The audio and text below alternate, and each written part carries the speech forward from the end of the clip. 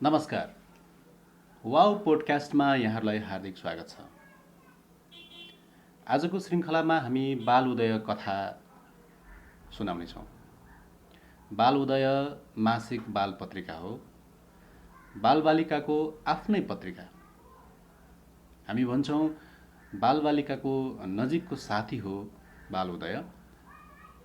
निरन्तर, नियमित, नजिकैबाट निशुल्क, निशर्त र नभने पनि आम रूपमा सहयोग प्राप्त भएका कारणले बाल उदय उहाँहरूकै ढुकढुकी बन्न सकेको हामीलाई अनुभूति भएको छ। यसरी बाल उदयको सिकाइ अभियान बाँचेको हो। हाल बाल उदयले उमेर, रुचि र आवश्यकताका आधारमा बाल किताब सिफारिस गरिरहेको छ। बाल उदय कोभिड-19 को विश्वव्यापी प्रभावको समयमा प्रकाशन हुन सकेन। अब भने आगामी फागुन महिनादेखि बाल उदयको नयाँ अङ्क प्रिय पाठकहरूको हात हातमा पुग्नेछ। आज बाल उदयको कथा सुरु गर्दा एउटा घटनाबाट सुरु गर्न चाहन्छु। एकजना शिक्षा अधिकारीले एक दिन मलाई प्रश्न गर्नुभयो। उहाँले भन्नुभयो कि तपाईँ किन यस्तो काममा लाग्नुभएको? उहाँको प्रश्न थियो। अनि मैले चुपचाप उहाँको अनुहारमा हेरिरहेपछि उहाँले फेरि थप कुरा राख्नुभयो। उहाँले भन्नुभयो, यो काममा न पैसा छ, न बाल पत्रिकाको व्यापार गर्न नै सजिलो छ। पैसा कमाउनका लागि त अन्य धेरै क्षेत्रहरू छन्। धेरै अवसरहरू तपाईँ जस्तो व्यक्तिका लागि यत्र तत्र छन्। तपाईँ किन यो काममा लाग्नुभयो भनेर उहाँले सोध्नुभयो। म चाहिँ खासमा उहाँसँग हाम्रो अभियानबारे छलफल गर्न गएको थिएँ। तर उहाँले मलाई यस्तो प्रश्न गर्नुभयो कि छलफल अगाडि बढाउन मेरो मनले मानिरहेको थिएन। मलाई मौन फर्क्यौँ जस्तो लागिरहेको थियो। मेरो मुखबाट चाहिँ यस्तो जवाफ आयो। मैले भने, सरले राख्नुभएको विचारका लागि धन्यवाद। तर मैले यो जे काम गरिरहेको छु नि सर, यही काम नै तपाईँको प्रश्नको जवाफ हो। मेरो कुराबाट उहाँले के बुझ्नुभयो या बुझ्नु भएन म जान्दिनँ। किनभने उहाँलाई धन्यवाद भनेर म निस्किहालेँ। शिक्षा अधिकारी जसले शिक्षाको नेतृत्व लिनुभएको हुन्छ, एकजना शिक्षा अधिकारीले भन्नुभएको कुरा यो शिक्षाको क्षेत्रमा सरकारी पक्षबाट नेतृत्व लिनेहरूको प्रतिनिधि आवाज हो। यस्तो आवाज सुनिरहँदाखेरि हामी जुन अभियान बोकेर हिँडिरहेका छौँ त्यस्तो अभियानलाई निराश बनाउन प्रयत्न त गर्न सक्छ, तर हामी निराश भने हुने छैनौँ, हुँदैनौँ र भएका छैनौँ। बाल उदय मासिक बाल पत्रिकाको सिकाइ अभियान पनि यसै गरी अगाडि बढिरहेको छ। हरेक पालिकाका स्कुलहरूमा सिकाइ अभियान सञ्चालनका लागि हामी अनुरोध गर्न गइरहेका हुन्छौँ र यस्तो किसिमको प्रतिक्रिया, यस्तो किसिमको जवाफ र प्रश्नहरू प्राप्त गरेको अनुभूति सम्झिँदा यस्तो लाग्छ यो काम सजिलो चाहिँ होइन। तर यो सम्भव र यस्तै प्रश्नहरूको निर्मूलीकरणका लागि हामीले निरन्तर अभियानलाई अगाडि बढाउनुपर्छ भन्ने बाल उदयको समूहले बनाएको निष्कर्ष छ। बाल उदय नियमित रूपमा केही प्रतिको सदस्यता विस्तार भएको स्कुलहरूमा हामी जान्छौँ, विभिन्न कार्यशाला र कार्यक्रमहरू गर्छौँ। तर त्यो पनि निःशुल्क गर्छौँ। हामी कुनै पनि शुल्क लिँदैनौँ। एक प्रति पत्रिकाको वार्षिक सदस्यता शुल्क हामीले पत्रिका सुरु गर्दाको समयमा जम्मा 500 रुपियाँ थियो। जम्मा 500 रुपियाँमा हामीले 12 अङ्क प्रति पत्रिका पाठकको हातमा पुर्याउँथ्यौँ। हामीले सबै बालबालिकाका लागि सृजनात्मक लेखन कार्यशाला सञ्चालन गर्थ्यौँ स्कुलहरूमा। लेख्न, पढ्न र सिर्जना गर्न कठिनाइ भोगिरहेका धेरै बालबालिकाहरू हामीले भेट्न सक्छौँ र उहाँहरूका लागि हामी उत्प्रेरणा दिने प्रयत्न गर्थ्यौँ। हामी सुन्ने गरेका छौँ पठन संस्कृति छैन वा बालबालिकाले पढ्दैनन् भन्ने मान्यता आम रूपमा स्थापित हुन लागिसकेको हो कि भन्ने एउटा खतरा छ। तर हामी त्यसका लागि, त्यो खतरा हटाउनका लागि र बालबालिकालाई किताब पढ्न रुचि र रहर अत्यन्त धेरै हुन्छ र रुचि र रहर जाग्ने वातावरण हामीले निर्माण गर्नुपर्छ र त्यसका लागि पठन कार्यशालाहरू गर्नुपर्छ भनेर हामीले त्यस्ता कार्यक्रमहरू नियमित रूपमा गर्दै आइरहेका थियौँ र आगामी दिनमा पनि हामी गर्छौँ। बालबालिकाले हाम्रो कार्यशालाबाट रोचक उपायहरू पाउनुहुन्थ्यो। अझ भनौँ उहाँहरूसँग भएको उत्साह दोब्बर भएर आउँथ्यो, उहाँहरूको रहर चुलिएर आउँथ्यो र उहाँहरूको उत्साहले हामी खुसी हुन्थ्यौँ। यो हाम्रो अनुभव हो। हामीले रिडर्स क्लब गठन गरेर क्लबलाई अगाडि बढाउने योजनाहरू पनि स्कुलहरूमा बनाएका थियौँ। शिक्षकहरूका लागि र अभिभावकका लागि पनि सिकाइ प्रभावकारी बनाउन, शिक्षण सिकाइको क्रियाकलापलाई रोचक, रमाइलो र गहिरो सिकाइ होस् भन्ने उद्देश्यले पनि हामीले कार्यशालाहरू सञ्चालन गर्दै आएका छौँ। यी सबै काम हाम्रो बाल उदय टिमका साथीहरूको स्वयंसेवी भावनाका कारण मात्रै सम्भव भएको हो। किनभने हामीले यस किसिमका कार्यशालाहरू सञ्चालन गर्नका लागि कुनै छुट्टै किसिमको कोष निर्माणका लागि आर्थिक सहयोग प्राप्त गरेका छैनौँ, लिएका छैनौँ र हाम्रो स्वयंसेवी भावना बाल उदयको सिकाइ अभियानको एउटा मुटु, यसलाई बनाएर हामी अगाडि बढिरहेका छौँ।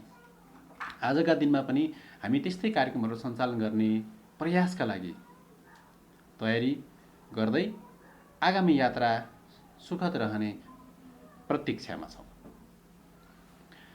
हामी हाम्रो चिया गफमा के कुराले प्रमुख स्थान ग्रहण गर्छ भन्ने प्रश्न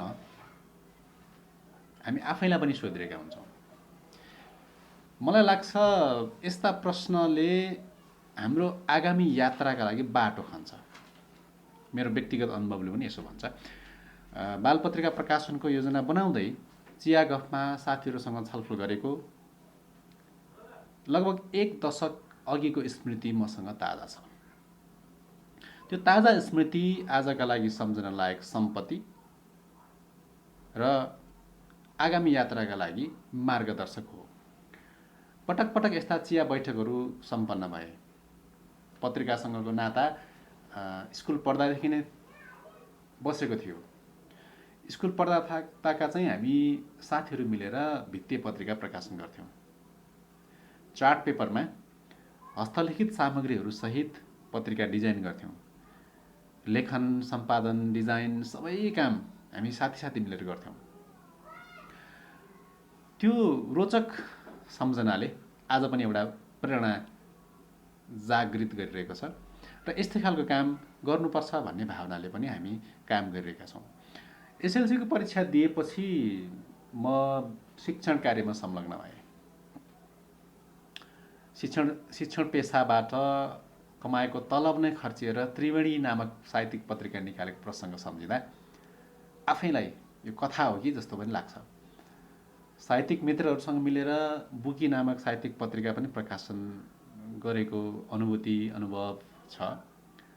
यसरी यो पत्रिकासँगको नाता अगाडि बढाउँदै गर्दा मैले स्कुल प्रिन्सिपलको भूमिकामा रहेर काम गर्दा स्कुलकै नाममा पत्रिका प्रकाशन प्रारम्भ गरेर निरन्तर काम गर्ने वातावरण नबनेको तितोपन पनि मेरो मनको कुनामा अहिले पनि कुनै बेला त्यो झस्किन्छ। पत्रिका प्रकाशनसँग यसरी निरन्तर नाता गाँसिँदै आएको थियो। बालपत्रिका प्रकाशन गर्ने अठोट मनको एउटा कोठामा बास बसिरहेको थियो। बजारमा विभिन्न खाली बालपत्रिकाहरू उदाउँदै अस्ताउँदै गरेको इतिहास साक्षी भएको परिस्थितिमा मैले पनि त्यो ऐतिहासिक सत्यलाई देखेको, सुनेको र थोर बहुत अनुभूत गर्न पाएको हुँदा बालपत्रिका प्रकाशन भए पनि निरन्तर रूपमा टिकाउन नसकिने काम हो भन्ने धेरैतिरबाट मैले जानकारी पाएको थिएँ। तर मलाई किन मनमा लागिरहन्थ्यो यो चाहिँ गर्नै पर्ने काम हो, बालपत्रिका प्रकाशनको काम असम्भव काम हो भन्नेहरूलाई यो सम्भव छ, सम्भव मात्र होइन अति आवश्यक पनि छ भन्ने कुरा स्थापित गरेर देखाउन मलाई मन छ।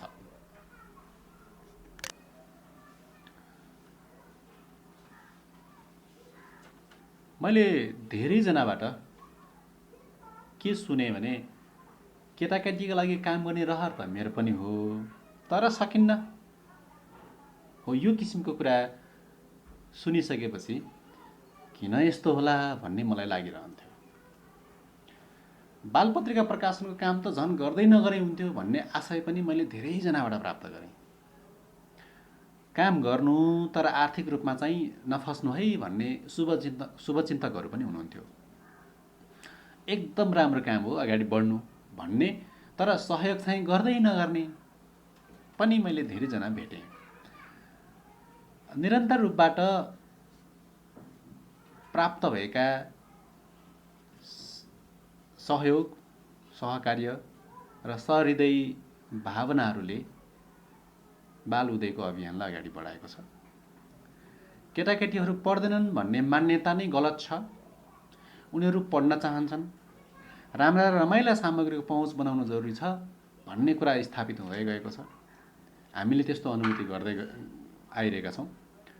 बालबालिकाका लागि निरन्तर पठनीय सामग्री प्रकाशन गर्ने मनसाय जुन हाम्रो अन्तर्हृदयमा थियो, गुणस्तरीय काम गर्ने सपना आँखामा छाएको धेरै वर्ष भएको थियो। एकातिर बालबालिकाले पढ्न छाडिसके भन्ने कुरा असत्य साबित गराउने थियो भने अर्कातिर कस्तो बालपत्रिका वा कस्तो बाल पठन सामग्री आवश्यक छ भन्ने सन्दर्भमा एउटा सकारात्मक पहल गर्ने अभिलाषा थियो। यसै सिलसिलामा पत्रिका दर्ता भयो।